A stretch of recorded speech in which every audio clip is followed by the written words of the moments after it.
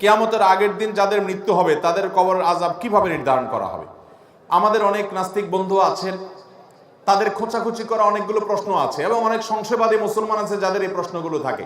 তাদের প্রশ্নটার মানে হলো আল্লাহ তাআলা শত শত হাজার হাজার বছর, কিয়ামতের চাইতে আরো হাজার বছর আগে যারা দুনিয়া থেকে মারা গেছেন তাদের অপরাধী হলে তাদের কবরে শাস্তি দিবেন, আবার ঠিক কিয়ামতের আগের দিন যে মারা যাবে তারেও শাস্তি দিবেন। এখন প্রশ্ন হলো যে কিয়ামতের আগের দিন মারা গেলে সে তো কয়েক ঘন্টা বা একদিন শাস্তি পাইলো, যে হাজার হাজার বছর আগে মারা গেলে সে তো হাজার হাজার বছর ধরে শাস্তি পাইলো, তাহলে দুজনের প্রতি দুই রকম আচরণ হলো, জুলুম হয়ে গেল, বৈষম্য হয়ে গেল। এটা তো আল্লাহ তাআলা করার কথা না। কিভাবে আল্লাহ সমন্বয় করবেন? আমরা বলি ভাই, আল্লাহ রাব্বুল আলামিন কোরআনে বলেছেন ওমা রাব্বুকা বিযাল্লামিল লিল আবিদ, তোমার রব বান্দার প্রতি জুলুম করবেন না। অতএব আল্লাহ তাআলা কিভাবে ইনসাফ করবেন সেটা নিয়ে তোমার চিন্তা না করলেও, একজনকে আপনি 10টা কিল দিছেন, কিল বুঝুন তো, 10টা কিল, 10টা ঘুষি দিছেন একজনকে, এই ঘুষিগুলা দিছেন হলো 100 টাকা ওজনের, 100 টাকা ওজনের 10টা ঘুষি দিছেন আস্তে আস্তে।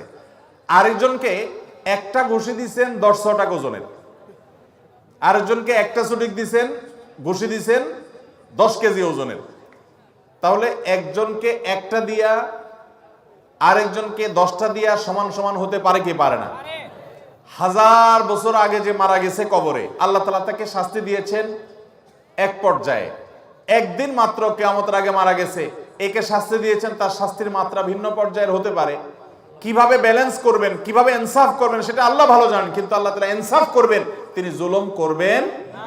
যার যতটুকু প্রাপ্য আল্লাহ তাআলা তাকে ততটুকুই বুঝিয়ে দিবেন, এর ব্যতিক্রম করবেন না। আল্লাহ বলেছেন হাদিসে কুদসিতে, আমি নিজের প্রতি নিজে জুলুমকে হারাম করে দিয়েছি, অতএব তোমরা একে অন্যের প্রতি জুলুম করবা না। এরপরে প্রশ্ন হলো হিন্দুদের হোটেলে খাবার খাওয়া যাবে কিনা, ইসলাম কি বলে?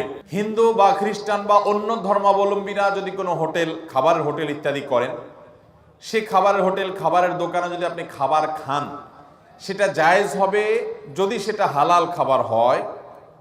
হালাল খাবার হলে সেটা আপনি কার দোকানে খাচ্ছেন সেটা বিষয় না। হারাম খানা যদি হয়, সেটা ইমাম সাহেবের বাসায় বসেও খান, তাও সেটা কি হবে? আর হালাল খানা যদি কোনো অমুসলমান, অন্য ধর্মের মানুষ হিন্দুর বাসায় বসেও খান, কিন্তু খানাটা হালাল হয়, তাহলে ওটা খাওয়া কি হবে? একটা আপেল হালাল, এটা আপনাকে তিনি দিয়েছেন, আপনি খাচ্ছেন, অথবা তার দোকানে গেছেন, আপনি এক বোতল পানি ইনটেক কিনেছেন, আপনি পান করছেন, বা কোনো খাবার আপনি কিনেছেন যেটা হালাল, সেটা হিন্দুর দোকানে বসে খেলে যে হারাম হবে এমন কোনো কথা। তবে যদি সন্দেহ হয় যে এই খাবারের মধ্যে কোনো হারাম নাপাক কিছু মিশায় কিনা, ধর্মীয় কারণে বা অন্য কারণে, যদি এরকম জোরালো সন্দেহ হয় এবং এরকমটি অহরহ মিশানো হয়, এরকম যদি আপনি জানেন, তাহলে তো সেটা আপনার তাকওয়ার দাবি হবে ওই সন্দেহপূর্ণ বিষয় থেকে দূরে থাকা। দামা ইউরিবুকা ইলা মা লা ইউরিবুক, হাদিসে আসছে যেটা সন্দেহপূর্ণ ওইটাকে তুমি পরিহার করো, সন্দেহ মুক্তটা তুমি গ্রহণ করো, সেটা আপনি অবশ্যই চেষ্টা করবেন। কিন্তু আপনি মুসলমানের দোকানে খান আর হিন্দুর দোকানে খান, মূল দেখতে হবে যে আপনার খাবারটা হালাল কিনা, সে হারাম দিচ্ছে কিনা, বা আপনি হারাম টাকা দিয়ে কিনে খাচ্ছেন কিনা, এটা হলো মূল বিষয়। যেটা খাচ্ছেন সেটা যদি হালাল হয়, তাহলে কোথায় বসে খাচ্ছেন এটা ম্যাটার না, ওটা আপনি খেতে পারেন। আমি একজন ক্ষুদ্র ব্যবসায়ী, আমার ব্যবসার মূলধন এবং সিংহভাগ টাকা এনজিওর লোনের, কিছু টাকা শোধ হয়েছে আর কিছু এখনো চলমান। ব্যবসার শুরুতে হারাম হালাল নিয়ে ভাবি নাই, এখন আমি কি করব? আমার মূলধন হিসেবে যে টাকা হয়েছে তা কি হালাল হবে?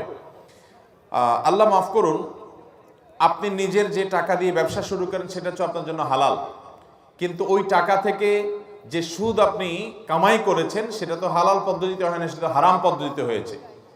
আগে যে অন্যায় করেছেন সেটার জন্য আল্লাহ তাআলার কাছে আপনার ইস্তেগফার করতে হবে। আল্লাহ কোরআনে বলেছেন ফামান জাআহু মাউযাতুম মির রাব্বিহি ফান্তাহা ফালাহু মা সালাফ।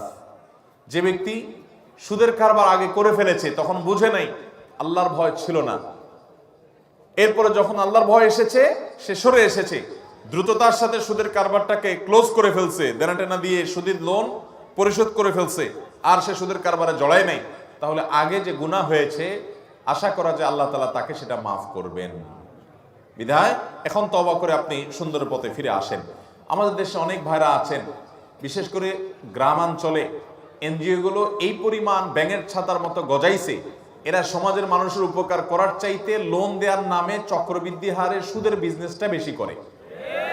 এদেরকে আমাদের সমাজের সাধারণ ভাইরা, অনেকে মুসলমানরা আপন মনে করে, অথচ এরা এদের চক্রবৃদ্ধি হারে সুদের বিজনেস করার জন্য আসছে। এটা মূলত আমাদের রক্ত চোষা।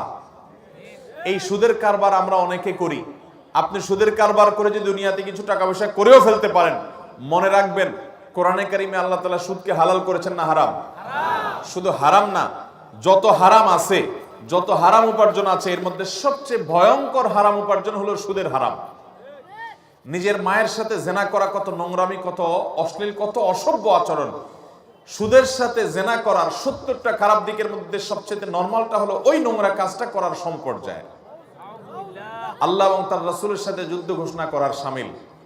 সুদের যে কারবার করবে, কিয়ামতের দিন জিনে ধরা রোগীর মতো, মাতাল মানুষের মতো সে ছটপট করতে থাকবে। কিয়ামতের ময়দানে সব মানুষ এরকম মানুষদেরকে দেখে বুঝতে পারবে, চিনতে পারবে এরা দুনিয়াতে সুদের কারবার করত। এই জন্য তারা পাগলের মতো কিয়ামত দিন ছটপট করতে থাকবে। ওইটা দেখেই যে কেউ বুঝবে এ লোক সুদের কারবারই ছিল দুনিয়াতে। অপমান এটা তার জন্য আখিরাতে। জান্নাতে যাওয়ার আগে আখিরাতে যখন সব মানুষ সমবেত থাকবে বিচার দিবসে, সেদিন তার এই অপমানকর শাস্তি হবে।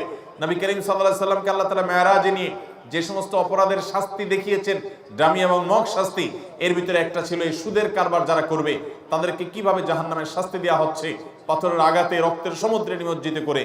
আল্লাহ তাআলা সুদের কারবার থেকে আমাদেরকে বেরিয়ে আসার তৌফিক দান করুন। চেষ্টা করবো তো ইনশাআল্লাহ।